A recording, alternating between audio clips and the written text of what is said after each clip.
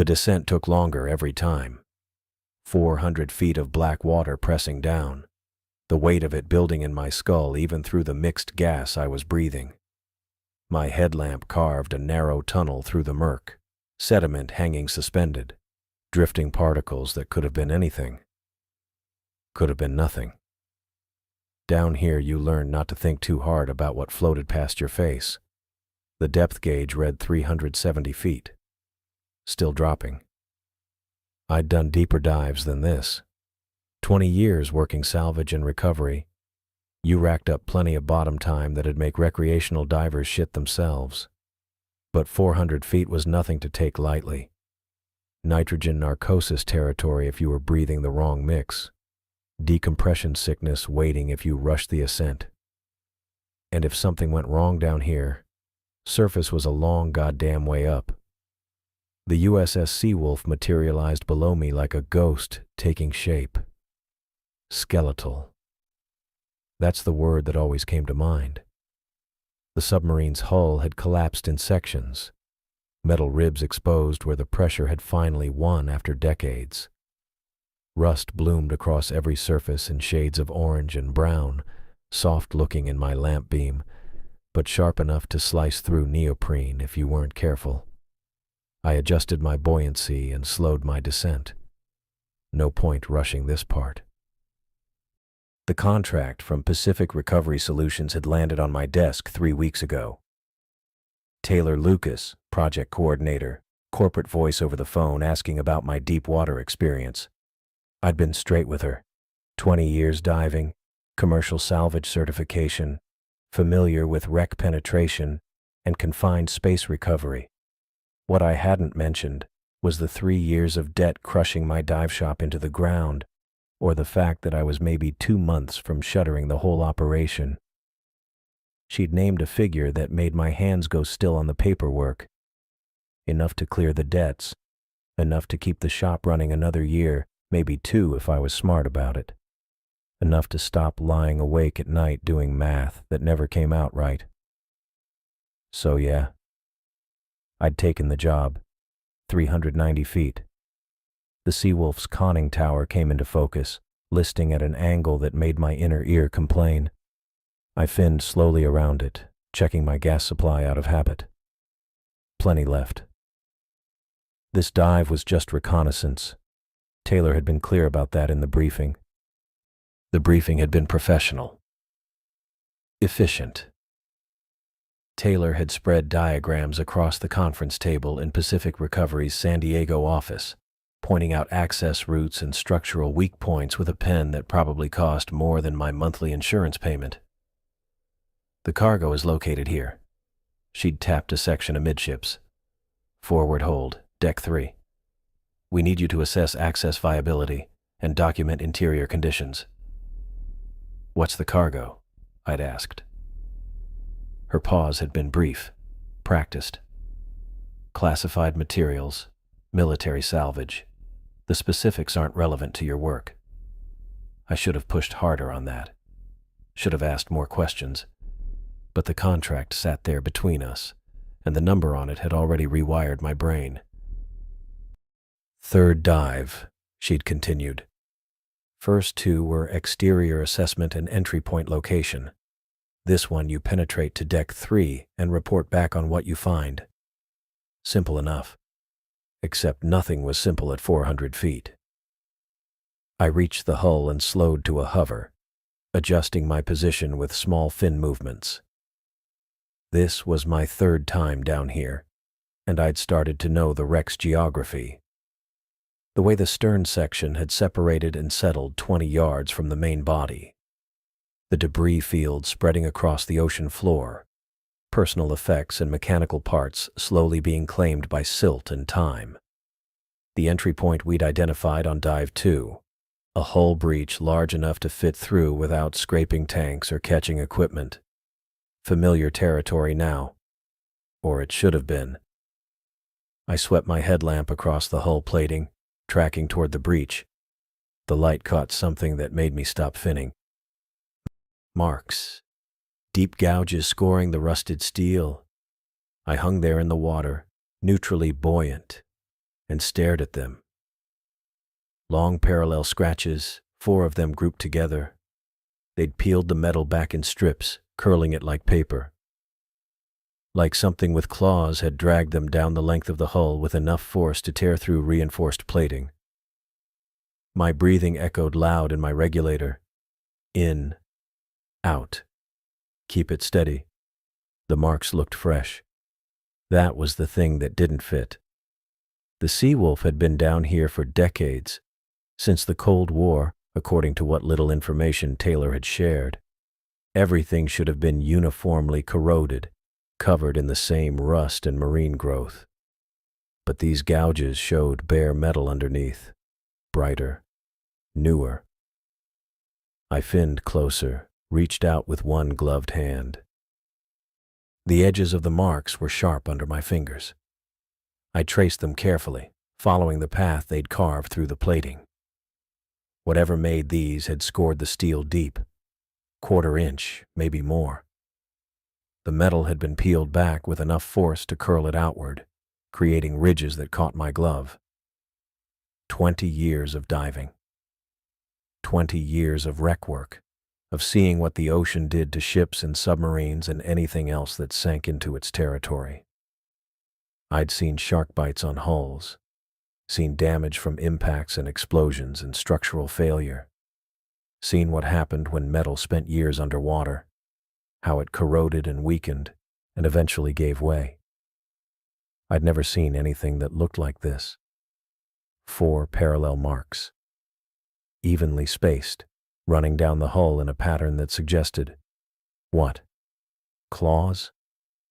Nothing I knew of had claws that could tear through reinforced submarine plating. Not at this depth. Not with this kind of force. My headlamp beam followed the gouges down toward the ocean floor. They continued across the hull, disappearing around the curve of the submarine's body. More than one set of them. I counted 3 separate groups of marks, all showing the same pattern, all looking too fresh for a wreck that had been down here longer than I'd been alive. I hung there in the black water, 400 feet from sunlight, and tried to make it make sense. Tried to fit what I was seeing into any framework of knowledge I'd built over 2 decades of diving. Nothing fit. Nothing I knew of could score steel like this. I keyed the radio, hand shaking enough that I had to grip my wrist to steady it. Joshua, you getting this? I've got something down here that doesn't... The words caught in my throat. Doesn't what? Make sense? Belong? Exist? Static crackled back at me. Not the clean silence of a dead connection, but something worse. White noise that rose and fell in waves, punctuated by fragments of sound that might have been Joshua's voice, or might have been interference from the wreck itself. Metal does strange things to radio signals at depth. I knew that. 20 years diving, I'd heard every variation of garbled transmission you could imagine. This wasn't that. Joshua, confirm position. I kept my voice level, professional, the way you're supposed to when things start going sideways. I need you to log an anomaly at my current depth. More static.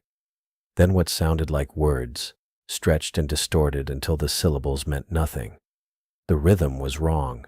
Too slow, then too fast, then breaking apart entirely into pulses of white noise. I checked my depth gauge. 218 feet. Well within normal radio range for the equipment we were using. The Seawolf's hull might interfere with the signal, but not eliminate it. Not turn Joshua's voice into that warped mess coming through my speakers. My chest tightened. Not panic. Not yet. But the first whisper of it. That little voice every diver learns to recognize. The one that says you've crossed from routine into something else. I tried twice more. Got nothing back but static and those wrong-sounding fragments that might have been speech once. The cold was seeping through my wetsuit now, or maybe I was just noticing it for the first time. Hard to tell the difference when your hands won't quite steady and your breathing's gone shallow. Protocol said surface. report the communications failure, reset the equipment, start again. I didn't surface. The corridor stretched ahead of me, and the first thing I registered was the angle. Submarines don't do that. They're built in sections, sure, and those sections aren't always perfectly level when a boat settles on the bottom. But this wasn't settling. This was design. The passage sloped downward at maybe 30 degrees, steep enough that I had to brace myself against the walls to keep from sliding forward into the dark. I pulled Taylor's blueprints from the waterproof case on my belt.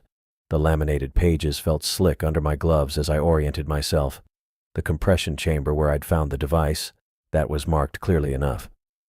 Standard Seawolf design, positioned amidships on the lower deck. But this corridor didn't appear anywhere on the schematics. The space it occupied should have been crew quarters. Narrow berthing compartments stacked 3 high, exactly the way the Navy packed sailors into submarines for months at a time. Not this angled passage leading down into sections that couldn't exist. I ran my light along the walls. The construction looked consistent with the rest of the boat. Same riveted steel, same utilitarian finish. No obvious signs of retrofit or modification. Whoever built this had built it as part of the original structure. My breathing echoed in my ears. In, out. The rhythm of it usually centered me, kept me calm when the dark and the pressure started working on my head. Now it just sounded too loud, too fast. I checked the blueprints again, ran my finger across the deck plan, counting compartments, measuring distances. The math didn't work. According to Taylor's specifications, the Seawolf was 353 feet long. I'd entered through the sail, worked my way aft through spaces that matched the blueprints exactly. The compression chamber sat right where it should have been. This corridor extended beyond the submarine's stern. That wasn't possible. I'd seen the wreck from the outside during my descent. The whole boat was intact. Damaged, yeah, but complete. Hull plating covered every section. There was no extra length, no hidden compartments extending past the original design. But the passage kept going, angling down into darkness my light couldn't penetrate. I should have surfaced right then. Should have clipped the device to my belt, followed my guideline back to the entry point, and gotten the hell out of that wreck. Every bit of training I had said so. You find something that doesn't match your briefing, you abort. You don't improvise at depth. You don't explore unknown spaces alone. You sure as hell don't push deeper into a submarine that's apparently bigger on the inside than the outside. Basic stuff. The kind of rules that keep divers alive. I kept moving forward. Told myself I needed to verify what I was seeing. Document the anomaly properly before reporting it. Taylor had hired me for salvage work, and you don't get paid for incomplete jobs. The device was secure in my bag, sure, but she'd want to know about this corridor, about the structural impossibility I'd stumbled into. That's what I told myself anyway. Truth was simpler. I'd been diving 20 years, and I'd never seen anything that made my hands shake. Never found anything that violated basic physics. The curiosity hooked into my chest and pulled, stronger than the fear trying to push me back. I wanted to know what was down there. The angle steepened as I descended. 30 degrees became 40, then 45. I had to half crawl, half slide, using the walls for purchase. My fins scraped against the deck plating. The sound rang out sharp and metallic, echoing off into the dark ahead. My air supply was good. 1,400 psi still in the tank. Plenty to get me back to the surface with the safety margin intact. My depth gauge read 231 feet now, 13 feet deeper than the compression chamber, which meant I'd descended at least.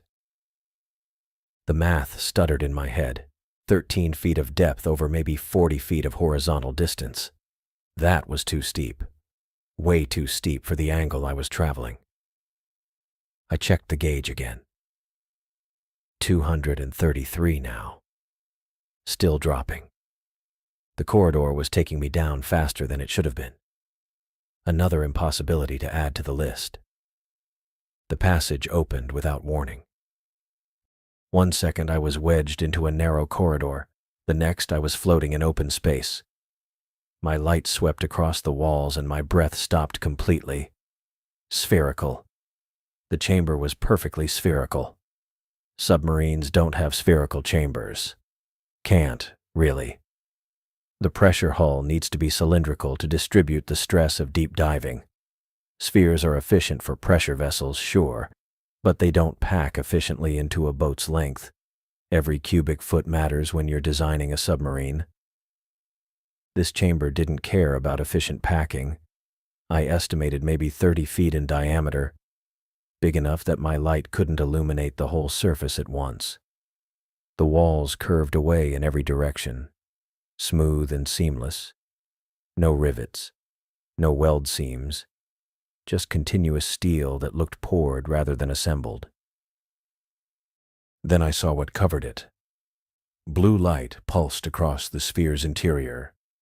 Soft at first, so faint I thought it might be reflection from my own lamp. But as my eyes adjusted, I realized the light was coming from the walls themselves. Not the walls. From what grew on them. Bioluminescent organisms coated every surface. They clustered in patches at first glance, but as I looked closer, I saw the pattern. Irregular lines that branched and reconnected, forming networks that spread across the curved steel. Each organism was maybe the size of my thumbnail. Translucent bodies that glowed from within, pulsing in rhythm. Not random rhythm. Coordinated. A patch near what I arbitrarily decided was the chamber's equator brightened. The glow spread to neighboring organisms, rippling outward in a wave that traveled across the sphere's surface. When it reached the opposite side, it reflected back, the pulses meeting and interfering in patterns that shifted and changed. I'd seen bioluminescence before, plenty of it. Dinoflagellates that lit up when you disturbed them, leaving trails of green fire in a boat's wake. Jellyfish that pulsed as they drifted through the water column. Deep sea fish with lures that glowed to attract prey. This wasn't any of those. The organisms pulsed again, a different pattern this time. Faster. More complex. The light traveled in spirals that tightened toward a point near the chamber's top, then exploded outward in concentric rings. Almost deliberate, I thought. Almost purposeful. My hands had stopped shaking. I floated in the center of the sphere, watching the light show play across the walls, and felt something shift in my chest. Not fear anymore. Something else. Wonder, maybe. Or the cold certainty that I'd found something nobody was supposed to find. 20 years diving. 20 years of wrecks and salvage jobs. Of exploring spaces that used to hold people, and now just held water and rust. I'd seen coral-encrusted destroyers and submarine pens reclaimed by the ocean. I'd watched nature take back what humans left behind. But I'd never seen anything remotely close to this. These organisms didn't belong to any species I knew. Didn't fit any classification I'd learned. The way they moved, coordinated, purposeful, suggested something more than simple bioluminescence. More than reflexive response to stimulus. The blue light pulsed again, faster now. The patterns grew more complex, layering over each other until the whole chamber glowed with shifting geometry. And I floated there in the center, watching, while my air supply ticked down and the impossible space pulsed with light around me. The compass caught my eye first, just a twitch at the edges, nothing dramatic. I'd been checking it every few minutes out of habit. 20 years underwater teaches you to track your instruments without thinking about it. Then the needle started spinning. Not drifting. Not pulling toward magnetic north with that lazy certainty I'd relied on since my first open water certification. The damn thing whipped in circles, full rotations, like someone had stuck a magnet underneath and was twisting it for fun. I tapped the housing. Old reflex. Stupid reflex. The kind of thing you do when your brain hasn't caught up to what your eyes are telling you. The needle kept spinning. Faster now. My chest tightened. I'd seen compasses fail before. Flooded housings, air bubbles, cheap construction, but they didn't fail this way. They stuck. They drifted. They gave you bad readings that could kill you if you trusted them in zero visibility. They didn't spin freely. All magnetic north erased. The radio crackled. I reached for the transmit button. Some half-formed thought about telling Joshua what was happening. But the static resolved into something else before my fingers found it. A pulse. Deep and rhythmic. Throbbing through the speaker with a frequency I felt in my sternum as much as heard. I knew that sound. God help me. I knew it. 3 years back, maybe 4, I'd fallen down a rabbit hole on one of the diving forums during a slow week at the shop. Someone had posted about unexplained deep ocean sounds, the kind of thing the Navy picks up on hydrophones and can't explain. Jokes about sea monsters mostly, speculation about volcanic activity, ice sheets, whale songs pitched too low for normal recording equipment. The bloop, that's what they'd called the famous one, recorded in the Pacific back in '97, loud enough to be detected across 5,000 kilometers. Scientists said it was probably an ice quake. Probably. I'd read the threads, looked at the spectrograms, even listened to the sped-up recordings someone had linked. Then I'd forgotten about it. Geological noise, deep earth settling. Nothing that mattered to a commercial diver working coastal wrecks and pier inspections. But I remembered it now. That same pattern, that same rhythm, coming through my radio, down here at 190 feet, inside a collapsed freighter, where there shouldn't be anything transmitting at all. My hand moved to the volume dial, turned it down. The pulse continued, unchanged. Same intensity, same bone-deep throb. It wasn't coming through the speaker. It was coming through the water itself, and the radio was just picking it up, translating those pressure waves into sound I could process. My equipment was hearing it the way my body was feeling it, a vibration in the environment, something massive moving through the ocean around me. I swept my headlamp across the chamber. The light caught suspended particles, rust flakes, dissolved metal, empty water, dark bulkheads. The same wreckage I'd been documenting for the past 40 minutes. Then I saw the eyes. Just for a second. A reflection at the edge of my lamp's reach, outside the chamber where the hull had torn open. 2 points of light catching and throwing back the beam with that distinctive eye shine you see in deep-sea fish. Tapetum lucidum, the reflective layer behind the retina that lets creatures see in darkness where sunlight never reaches. I'd seen it before. Lanternfish, hatchetfish. Once, on a deep dive off the continental shelf, something big enough to be a sleeper shark. But those eyes had been empty. Black mirrors. The optical equivalent of a camera lens. These eyes looked back. I can't explain how I knew. There was no expression to read, no body language, no context my brain could process into meaning. Just 2 reflected points in the murk beyond the wreckage. But I knew. The same way you know when someone's staring at you across a crowded room. The same way you feel observed. Intelligence, awareness, focus. The light shifted. Both points moved in unison, tracking left across my field of vision with the smooth coordination of binocular sight. Something massive displaced the water outside the chamber. I felt it through my wetsuit, a pressure change, a current that hadn't existed 3 seconds earlier. The slow, deliberate movement of bulk through liquid. Methodical. Controlled. Whatever was out there wasn't drifting with the current. It was circling. The eyes vanished. My lamp caught nothing but particles and darkness. I swept right, then left, trying to reacquire the reflection. Movement in my peripheral vision. Lower now. The water near the collapsed bulkhead shifted, flowing inward where it should have been still. Something brushed against the torn hull. The metal groaned, a sound I felt through the deck plating beneath my fins as much as heard. Low frequency, resonant. I turned, brought the light around.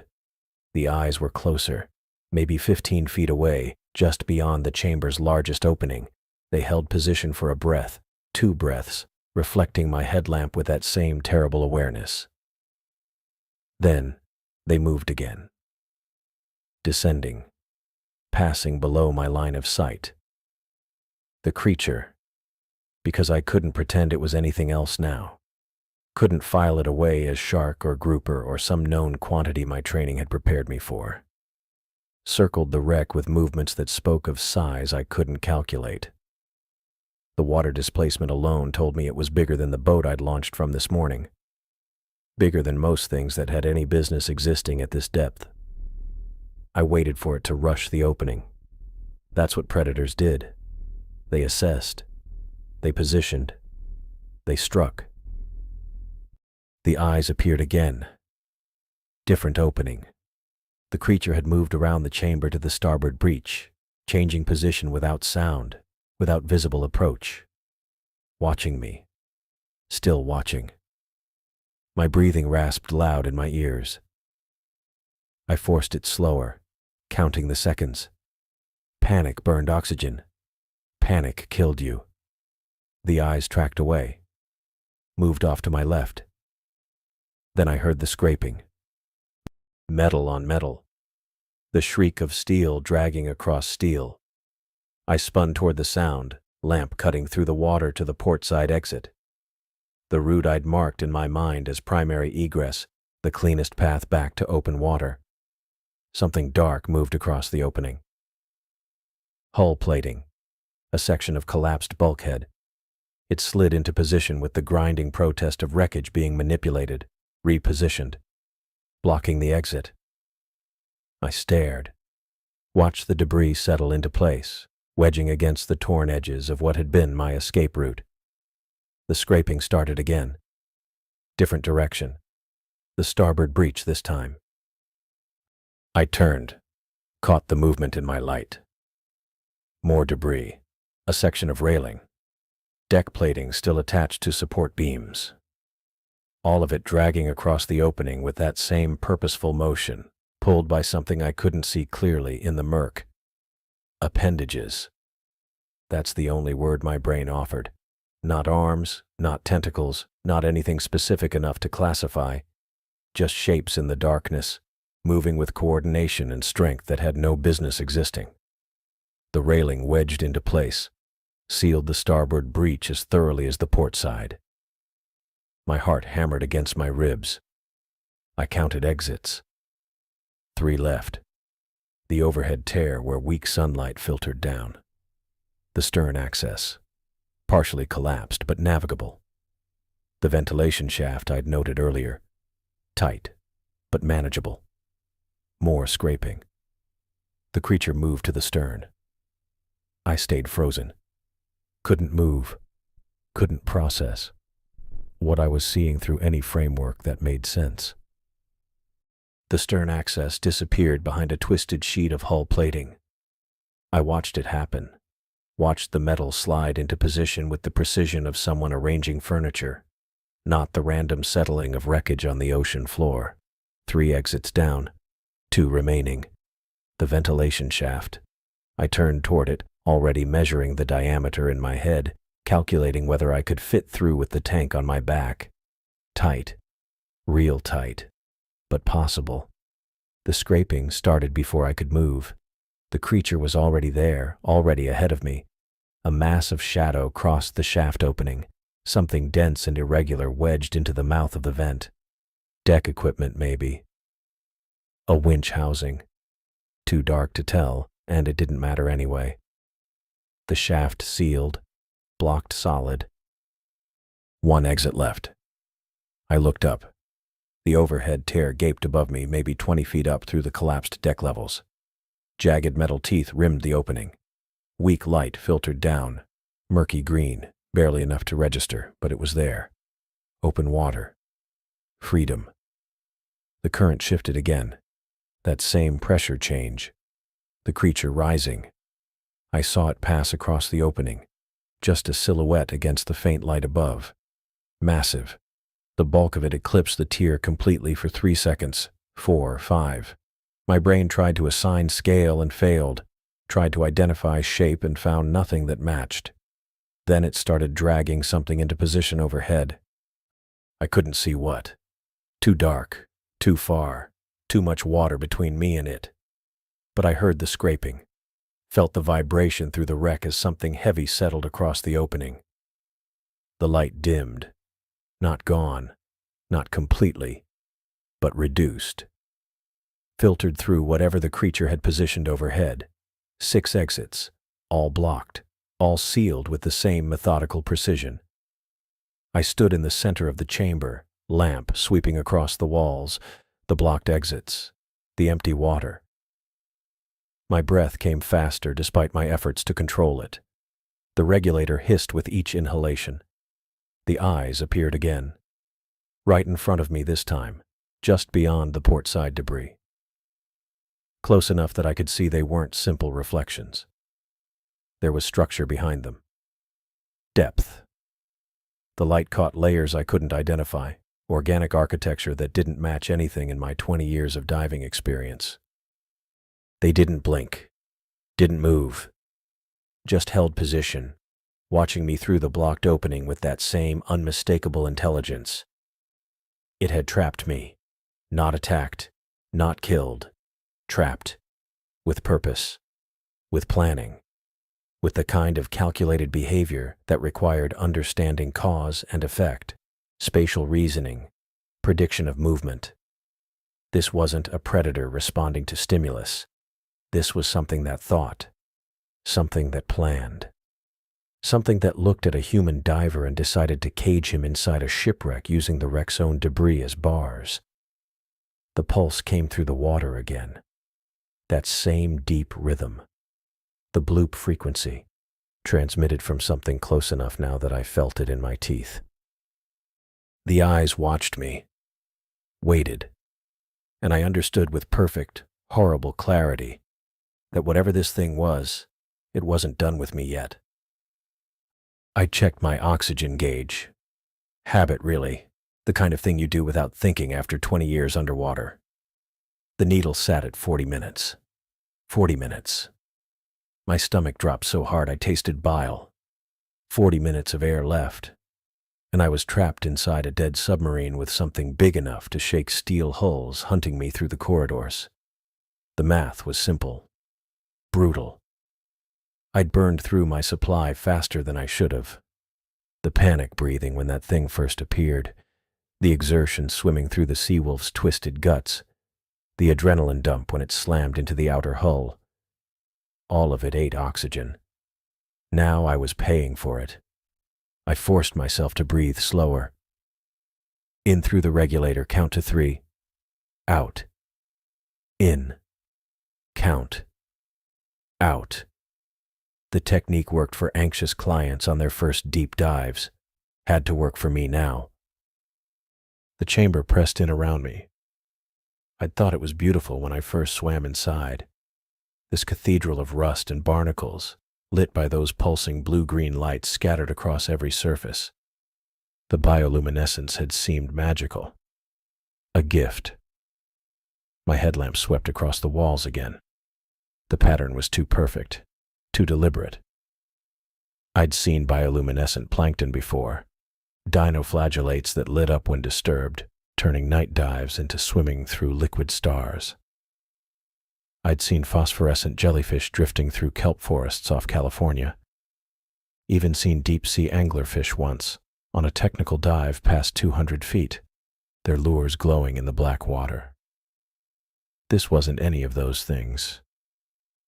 The organisms coating the chamber walls pulsed in rhythm, synchronized, drawing the eye deeper into the space, away from the entrance I'd squeezed through.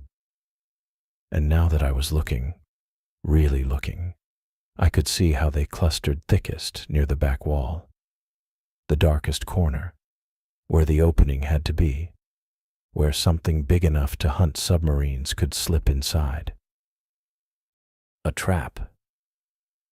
The word crystallized in my mind with the cold certainty of nitrogen narcosis, except I was thinking clearly now. Clearer than I had since entering this graveyard. The bioluminescence was the lure. The beautiful, impossible light show that had pulled me off course, made me forget my training, convinced me to swim inside a collapsed chamber in a submarine that had been dead for 80 years. And I'd gone willingly, eagerly. Jesus Christ. I thought about the anglerfish again. The way it dangled that glowing appendage in front of its mouth, patient as death, waiting for something small and stupid to swim close enough. Then the jaws would snap shut, and that was it. Over. This chamber was the same thing, just scaled up. Scaled up to catch something bigger than plankton, scaled up to catch me. My breathing wanted to spike again. I clamped down on it, forced the rhythm to stay steady. Panic used oxygen. Panic got divers killed faster than equipment failure or bad planning or any of the other 100 things that could go wrong at depth. But understanding the trap wasn't enough, because the trap was bigger than one chamber. I'd seen 6 wrecks on my descent. The Seawolf where I'd entered, sure, but also a fishing trawler with Soviet markings, a cargo freighter listing at 45 degrees, something that might have been a destroyer based on the gun turrets. Others too damaged to identify. All of them clustered in this same square kilometer of seafloor. Taylor had called it a graveyard. Blamed magnetic anomalies, unusual currents, all the standard explanations for why ships went down in specific locations. I'd accepted that because I'd wanted to, because the job paid enough to solve my problems. Now I understood. They weren't casualties. They were bait. Something had been pulling ships down here for decades, maybe longer, accumulating wrecks the way a spider accumulated husks in its web. The older vessels drew salvage divers and researchers. The mystery drew curious idiots willing to take risks for footage or glory or money they desperately needed. Drew people like me. How many divers had come down here before? How many had seen the bioluminescent chamber and thought they'd discovered something wonderful? How many had swum inside and never swam out? I thought about Christina's comment before the dive. About 3 previous expeditions losing people to equipment failure and disorientation. About how the data she'd recovered showed biologics that didn't make sense. No, not equipment failure, not disorientation. Predation. The panic hit then. Really hit. My chest tightened, despite the steady flow of air from my regulator. My hands started shaking. The headlamp beam jerked across the walls, making the bioluminescence pulse faster, brighter, like it could sense my fear. Maybe it could. I wanted to bolt. Every instinct screamed at me to swim for that entrance, squeeze back through into the corridor, get out of this chamber and away from whatever was waiting in the dark behind me. My muscles tensed for it. My fins twitched. But I'd heard something moving out there. Something big. And the entrance was small, barely wide enough for me and my equipment. I'd have to go slow, careful, vulnerable. It would take me while I was stuck halfway through. I closed my eyes, forced myself to think. 20 years of diving. I'd handled equipment failures at depth, talked down panicking clients who'd forgotten how to breathe, navigated through kelp forests in zero visibility, fixed a torn dry suit at 120 feet, while narcosis made my hands feel like they belonged to someone else. I could handle this. I had to handle this. The Seawolf structure materialized in my mind, 3 dives worth of exploration, mapping corridors and compartments for Taylor's documentation requirements. I knew this submarine, knew where the torpedo room opened into the forward battery compartment, knew the galley connected to crew quarters through a hatch that hung at 90 degrees, knew the engine room was completely flooded, but the aft escape trunk still had an air pocket, somehow, after all these years. And I knew where the salvage team had placed their charges. The memory surfaced clear and sharp. Second dive, 5 days ago. I'd been documenting the exterior hull damage when I'd spotted the demo charges clamped to the starboard side, aft section. Small controlled explosives meant to breach the pressure hull for access to the engine compartment. The kind of thing salvage teams used when they needed to get inside fast, without spending weeks cutting through steel. Taylor had mentioned it in passing, said they'd set the charges during the previous expedition, but never detonated them. Some kind of equipment issue. They'd planned to remove them this trip once we'd finished the documentation work, which meant they were still there, still armed, still waiting for someone to trigger them. I started swimming before I'd fully processed the plan. Back through the entrance, slow and controlled despite every nerve screaming at me to hurry. The metal edges scraped against my tank. I exhaled to make myself smaller, pulled with my arms, kicked gently. The corridor opened up around me again. Empty. Dark except for my headlamp beam cutting through the silt I'd disturbed. But I could feel it. The presence I'd sensed before, pressing against the edges of my awareness. The thing that had followed me through the graveyard. It was tracking me. I turned toward the aft section. The corridor stretched ahead, buckled walls and hanging cables creating an obstacle course in the narrow beam of light. I swam fast but careful, one hand trailing along the bulkhead for orientation. The Seawolf groaned around me. Settling sounds, maybe. Or something else. Something moving through the flooded compartments parallel to my position. The scraping started 30 seconds later. Metal on metal. A grinding, deliberate sound that resonated through the hull, through the water, through my chest. It came from my left, then above, then behind. It was circling. Closing in. I kicked harder. The aft section couldn't be far now. 50 meters, maybe less. I just had to reach the charges before. The scraping got louder, closer. The hull shuddered.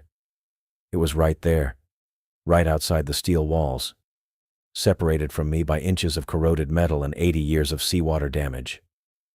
I could hear it moving, could hear it hunting. The demolition panel hung there in the water column, corroded brackets barely holding it to what remained of the bulkhead. I'd spotted it on the way down, old civilian rig, retrofit job that never got finished. 2 shaped charges still mounted in their housings, armed and ready for a controlled breach that never came. 20 years of diving, and I'd never stolen ordnance before. My hands moved through the arming sequence anyway. Muscle memory from the Navy, back when I was young enough to think blowing things up underwater was a career path. Red safety cap twisted counterclockwise. Primer switch engaged with a click I felt more than heard. The first charge went live, indicator light glowing amber through the murk. I positioned it against a section of plating where the metal showed stress fractures. Corrosion had eaten through the welds, left the whole area compromised. Wouldn't take much to punch through. Just needed enough force to create an opening I could fit through. The second charge fought me. Housing bracket had seized up, wouldn't release clean. I worked it back and forth, precious seconds bleeding away while my shoulder blades crawled with the certainty that something was closing the distance behind me. Bracket gave. I caught the charge before it could drift away, pressed it against the plating 18 inches from the first. The stress fractures ran between them in a rough diagonal. If I'd calculated right, the simultaneous detonation would peel that whole section back like opening a can. If I'd calculated wrong, The blast would pulp me against the hull. I set the timer for 10 seconds. Both charges. Synchronized detonation. That's when the bulkhead behind me exploded inward. Not exploded. Smashed. The metal shrieked as something massive punched through it with enough force to send a pressure wave rolling across my back. I twisted around, still gripping the detonator, and saw the thing coming through the rupture it had just created. It knew. Somehow, it knew what I was planning. The appendages came first. Those limbs that moved wrong, that bent at angles that didn't make sense, even accounting for water resistance. Then the body, if you could call it that. Too large for the opening. It shouldn't have fit.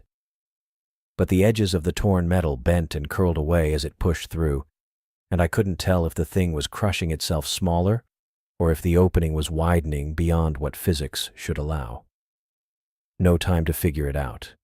I triggered the detonation and kicked off the hull with everything I had left. The world went white and red and roaring. Fire underwater. You don't see that often. Shouldn't happen at all, not at this depth. But whatever propellant those charges used burned hot enough to turn the surrounding water to superheated steam. The expanding gases hit me like a truck, sent me tumbling away from the hull with my arms wrapped around my head and my regulator clenched between my teeth. The plating peeled back exactly how I'd hoped. Jagged metal edges curled outward, creating an opening maybe 3 feet across. Steam and bubbles and debris churned through the gap, but beyond it I could see open water. Darker water. Deeper water. But open. I didn't look back to see what the blast had done to the creature. Didn't want to know if it was still coming. Just pulled myself through the ruptured hull with my arms while my fins scraped against the torn edges, and something sharp caught my leg hard enough that I felt it through the wetsuit. Then I was through. Outside the wreck. Nothing but water above me, and that terrible pressure all around, and the knowledge that I'd just abandoned every safety protocol I'd ever learned.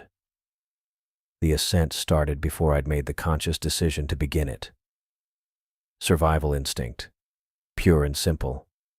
My legs kicked and my arms pulled, and I rose through the water column like a cork, watching my depth gauge spin backward through numbers that should have taken hours to climb. 200 feet. 180. 160. My computer screamed at me. Red lights flashing, alarm beeping in my ear. Decompression limits exceeded.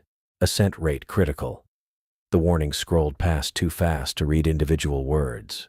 Just a continuous stream of digital panic, telling me what my body already knew. I was going to pay for this. 140. 120.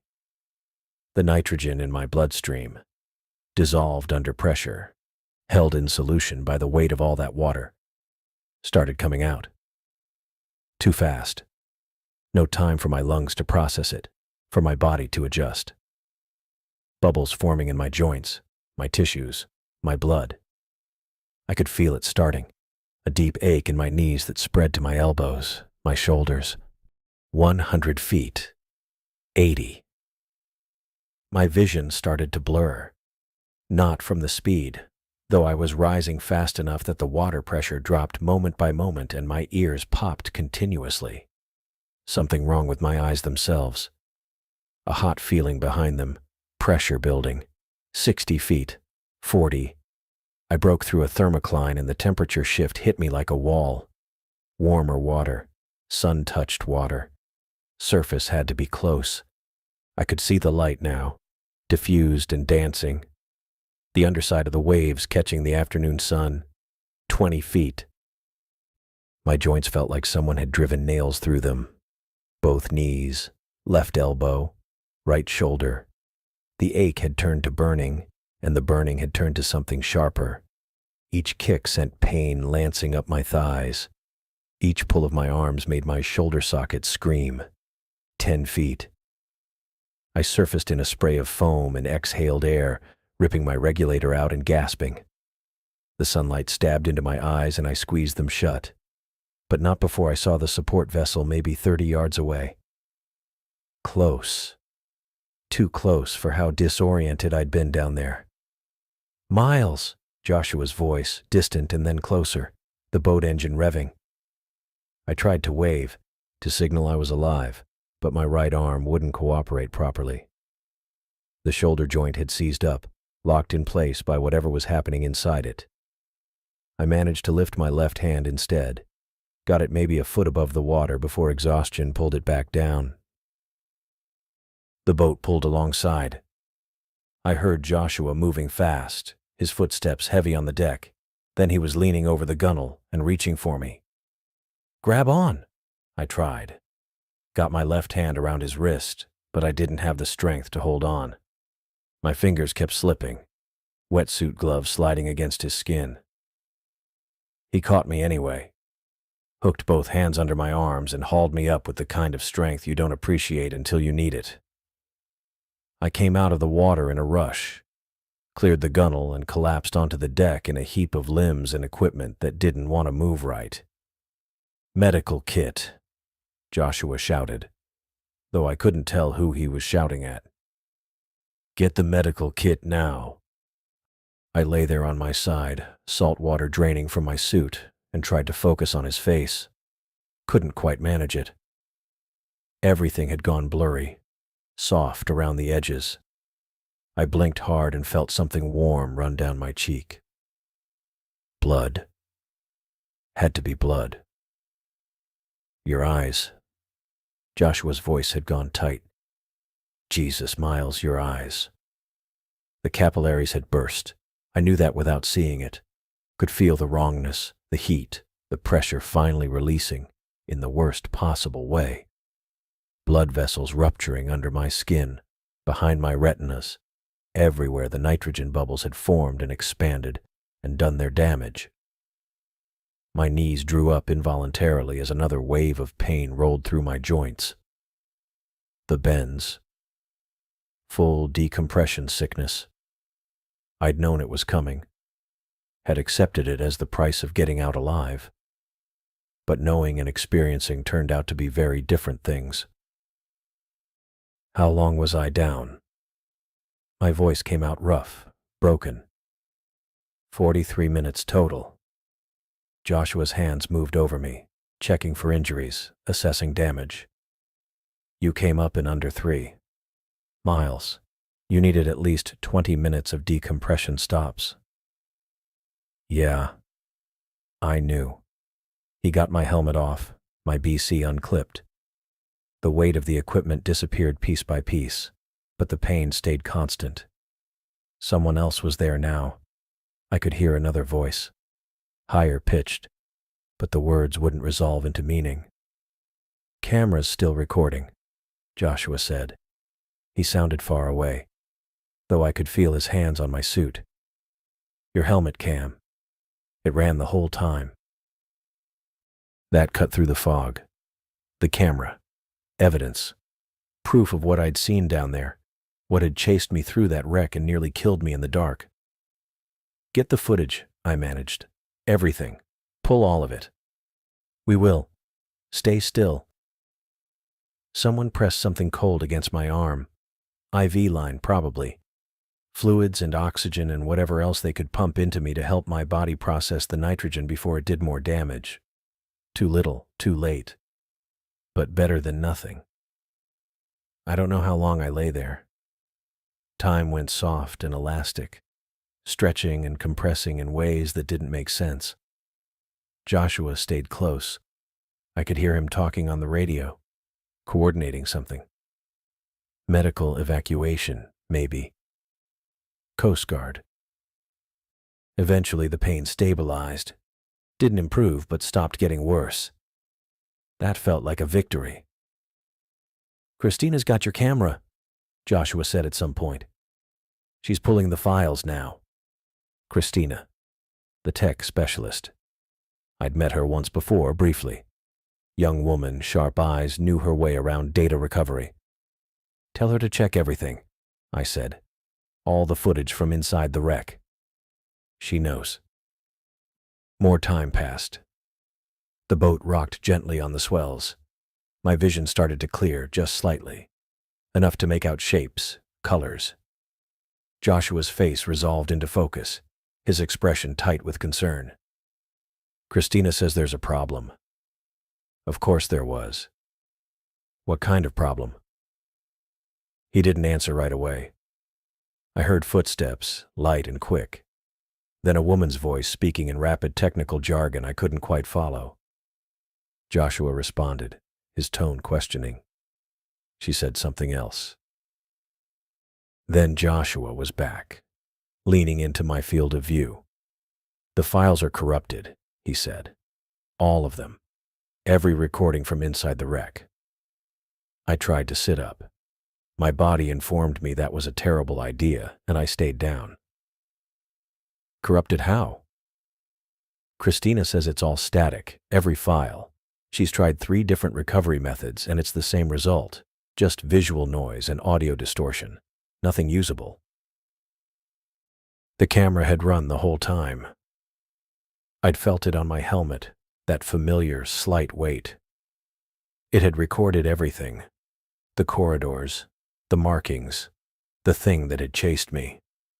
43 minutes of footage that would prove I hadn't lost my mind down there in the dark.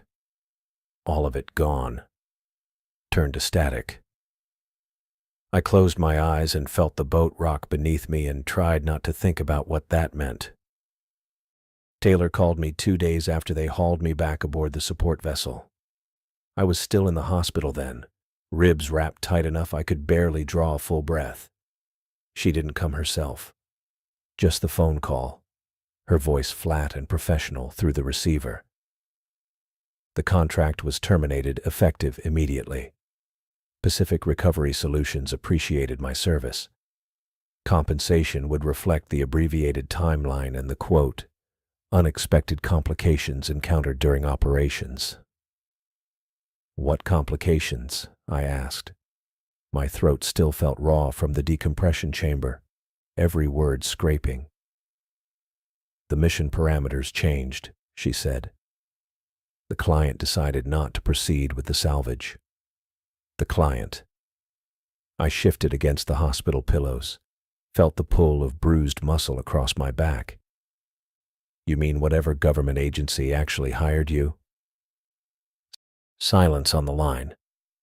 Then, a settlement package is being prepared. It includes medical expenses, the agreed-upon daily rate through mission conclusion, and additional compensation for your discretion regarding operational details. My discretion. A standard non-disclosure agreement. Our legal team will have the documents ready when you're released from medical care.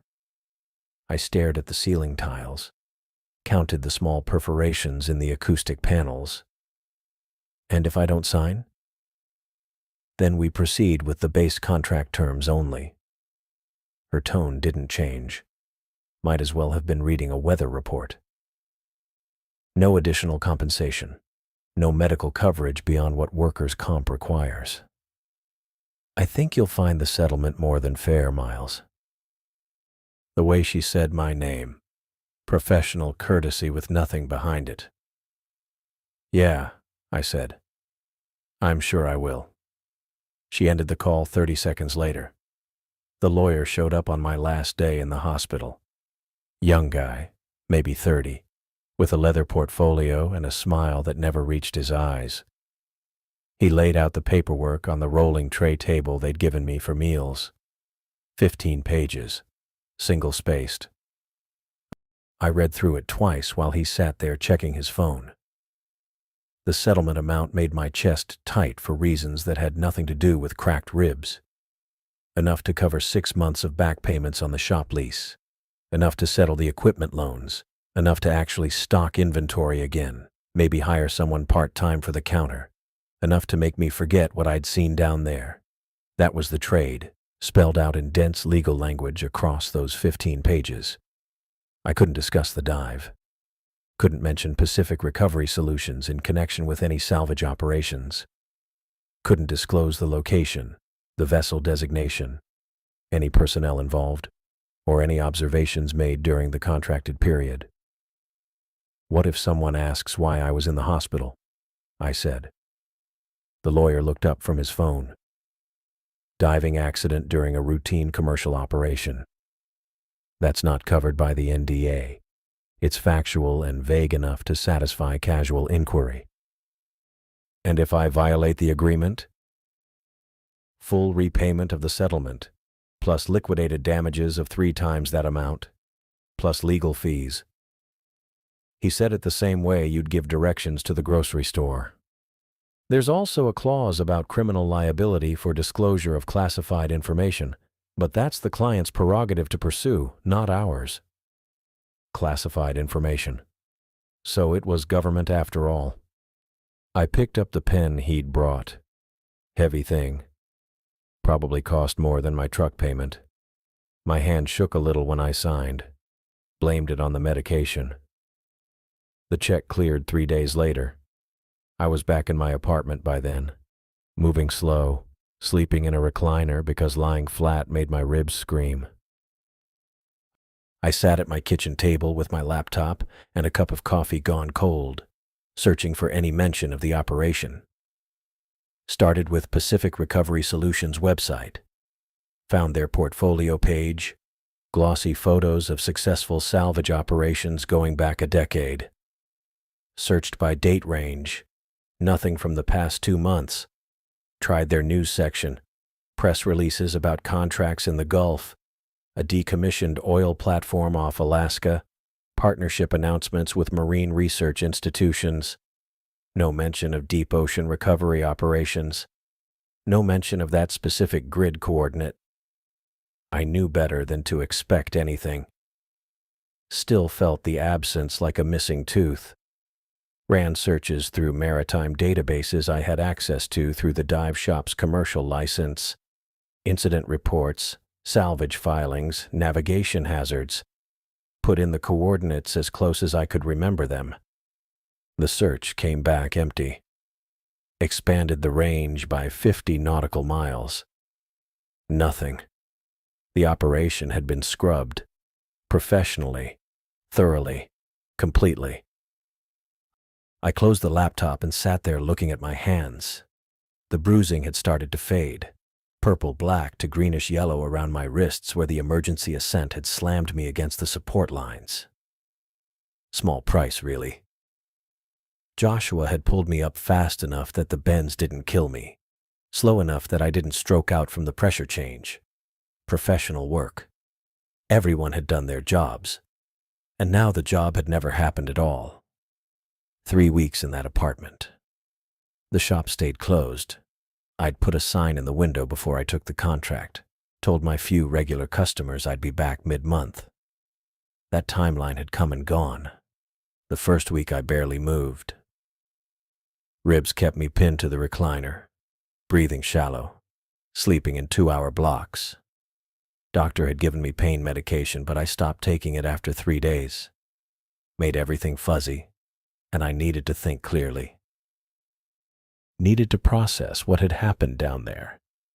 The second week I started moving around more, walked to the kitchen and back, stood at the window looking out at the street, made meals I didn't eat. The bruising faded. The sharp pain in my ribs dulled to a persistent ache. But I couldn't stop seeing those eyes. Not human. That's what I kept coming back to.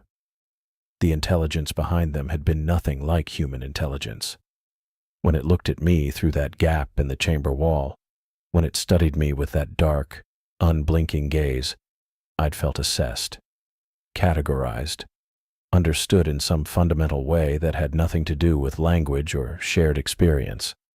It had known exactly what it was doing when it sealed me inside. I'd replayed that moment 1,000 times during those 3 weeks. The sound of the metal groaning, the vibration through the chamber walls, the way the opening had contracted with deliberate precision. Not violent, not panicked, methodical. It had trapped me, contained me. The question I couldn't answer was why it had let me go. 3rd week I started leaving the apartment. Short walks at first, just around the block. then longer ones down to the waterfront, standing at the edge of the marina watching boats come and go. The ocean looked different now, flatter somehow, less infinite. I'd spent 20 years diving. Thought I understood the water, understood the depths, understood my place in that vast blue world. Thought the mystery was just a matter of going deep enough, looking hard enough, cataloging everything with proper scientific rigor. But that thing in the chamber, whatever it was, wherever it had come from, it existed in a space beyond cataloging, beyond understanding. Some mysteries weren't meant to be solved. Some things in the deep ocean had their own logic, their own purpose, their own intelligence that had nothing to do with human frameworks or human needs. I could accept that now. Had to accept it. The alternative was madness.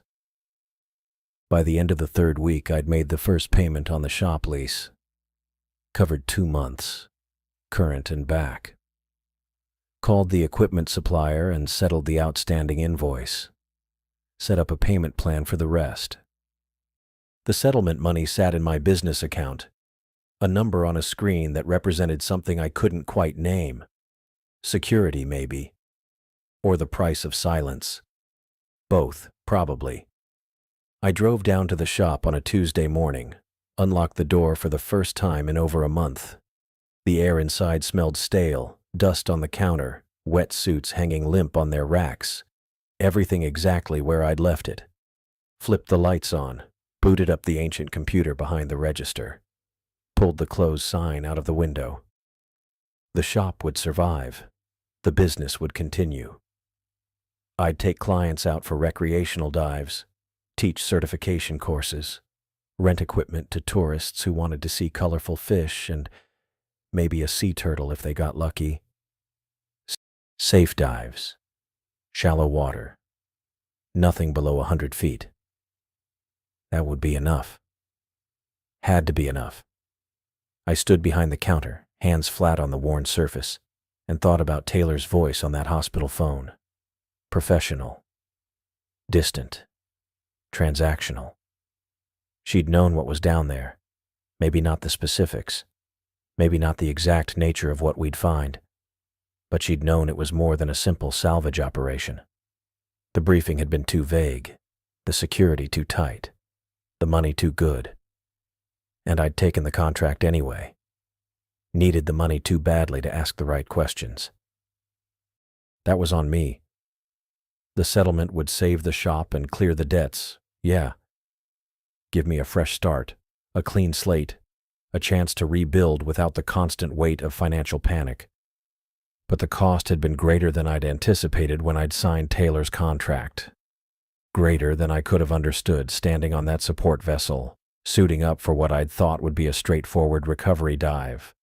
The cost was knowing, was seeing, was understanding that the ocean I'd spent 2 decades exploring was deeper and stranger and more terrible than I'd ever imagined. And I could never tell anyone what I'd learned. I stood outside the shop with the certifications in my hand. All of them. PADI Master Scuba Diver, SSI Deep Diving Specialty, WWII Rec Penetration, TDI Advanced Trimix, 20 years of training and testing and logged hours, reduced to a stack of laminated cards and embossed papers that weighed maybe 6 ounces total. The morning sun hit the storefront windows at an angle that made the faded lettering, Harvey's Dive Services, look even more worn than usual. Salt residue traced white patterns across the glass. I'd been meaning to clean those windows for months. Wouldn't matter now. The metal trash can sat at the curb where it always did, waiting for Tuesday pickup. Green paint flaking off in patches. Dented on one side from when some tourist backed into it last summer. I walked over to it, my boots scraping against the concrete, and dropped the certifications inside. They landed with a soft rustle against the empty bottom, too quiet for what they represented. I'd carried a lighter in my pocket since yesterday. Not sure why. Didn't smoke anymore, Hadn't for years. But I'd grabbed it from the drawer behind the counter where I kept the emergency flares and first aid supplies, slipped it into my jeans without thinking about it. Turned out I'd been thinking about it just fine. I flicked the lighter open. The old Zippo Christina had given me when I first opened the shop. Said every boat captain needed a reliable flame. The metal was warm from being against my leg. I spun the wheel once, twice. The flame caught on the third try, wavering in the morning breeze coming off the bay. For a second, I just stood there, held the flame above the trash can and watched it dance. Then I dropped it. The papers caught faster than I expected. The lamination on the cards melted first, bubbling and blackening, giving off that acrid chemical smell that burned the back of my throat. The paper certificates underneath curled at the edges, brown spreading inward from the flames, and the embossed seals, all those official stamps and signatures from diving organizations across 3 continents, blackened and disappeared into ash. I watched the WWII certification go first. That one I'd earned in the Gulf of Mexico, 22 years old and thinking I'd found my calling. The instructor had been a former Navy diver named Patterson, who'd made us run drills until our fingers went numb in the cold water. He'd signed that certificate himself, told me I had steady hands and a good head for depth. The TDI Trimix card went next. Advanced gas mixtures, technical diving beyond recreational limits. That certification had cost me $3,000 and 2 months of training. Let me take clients down to wrecks that most divers would never see. Let me go deep enough to find the sea wolf. Smoke rose from the trash can in a thin gray column. A woman walking her dog across the street glanced over, slowed her pace, kept walking when I didn't look up. Probably figured I was burning junk mail or old receipts. Normal Tuesday morning business. The flames settled into a steady burn. I could see my master diver card through the smoke, the photo still visible. Me at 38, before the gray started showing at my temples, grinning at the camera because I'd just gotten back from a charter in the Caymans, where a couple from Toronto had tipped me $200 for showing them a reef shark up close. That version of me had no idea what waited in deep water. The photo curled inward and vanished. The fire was dying down. Just embers now, glowing orange against the charred remains of paper and plastic. The breeze scattered ash across the inside of the trash can, coating the metal in fine gray dust. I gripped the edge of the trash can. The metal was warm now from the fire. The flames had gone out completely now. Just smoke and heat shimmer rising from the trash can. I could still make out fragments. A corner of laminated plastic, part of the PADI logo, the edge of what might have been my master diver card. But mostly just ash, gray and black and weightless, coating the bottom of the can in a layer that would blow away with the next strong wind. 20 years, gone in 5 minutes. I stepped back from the trash can. My hands smelled like lighter fluid and smoke.